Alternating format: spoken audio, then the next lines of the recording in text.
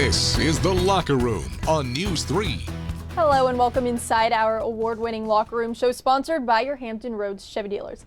I'm Megan Plain. Adam Winkler has the night off. We are just one day away from the start of NFL postseason games, one of them being Washington versus Tampa Bay. The Buccaneers are favored by 8 points, but while Washington is the underdog, they do have history on their side. Since divisional play began, Washington is just the third franchise to win its division with a record below 500. Each of those previous two teams, Seattle and Carolina, went on to win their first round playoff games. And it was Ron Rivera who led that 2014 Panthers squad. So he's got experience pulling off some postseason upsets and hopes to do it again tomorrow when Washington embraces the underdog mentality. All you need is hope, and despair. I mean, if you went on what everybody said, then why play the games? How many times has been a major upset?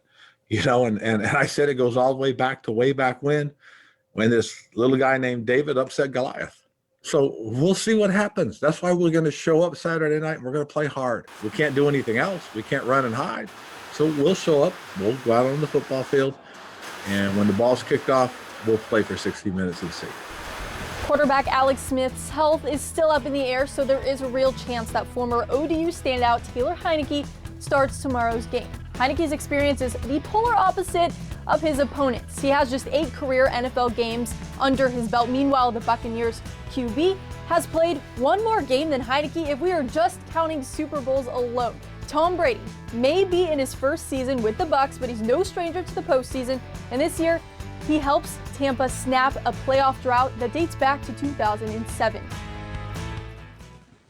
Different newness, but still the same excitement to be ready to go out there and take a bunch of teammates and, go on the road in the playoffs is a tough thing to do. So made a bunch of improvements over the course of the year, and we have to be at our best. I've been out of football for, a little while. And when you're on that side, you do anything to get back into it. It's been a crazy, wild journey the last month and a half. And I think we made some great strides.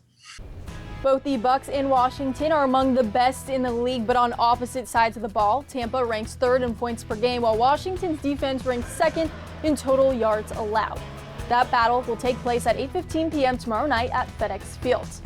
Now, the first playoff game that takes place tomorrow happens at 1:05 p.m. on News 3. We kick off the postseason with Colts at Bills, where Bills head coach Sean McDermott, who played and coached at William & Mary, has led Buffalo to its first division title since 1995. Then Sunday at 4:40, we've got Bears at Saints in exactly 4 weeks from Sunday. News 3 will bring you Super Bowl 55 from Tampa.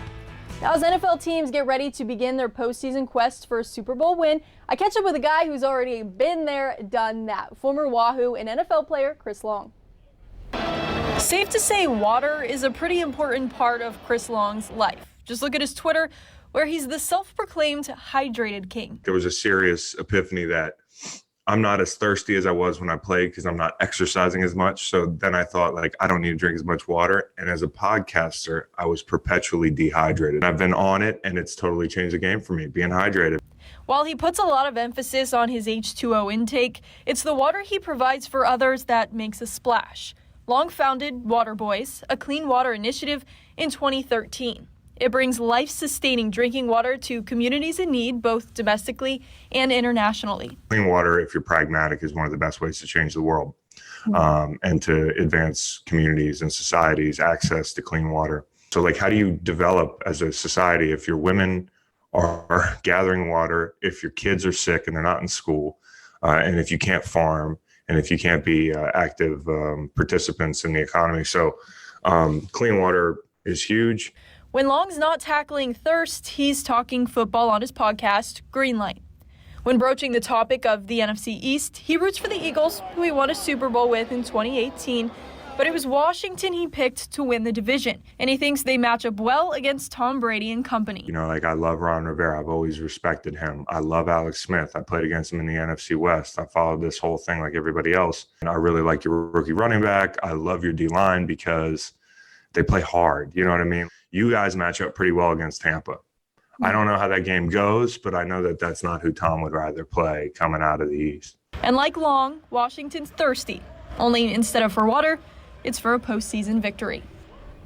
So if he is correct, it should be an interesting matchup there with Washington going against Tom Brady on the other side of the ball. So we'll see. And while he was reluctant to give a score, you're saying what, Megan? I'm saying that Washington wins by 3. Okay. All right, you're on record. Okay. Oh boy.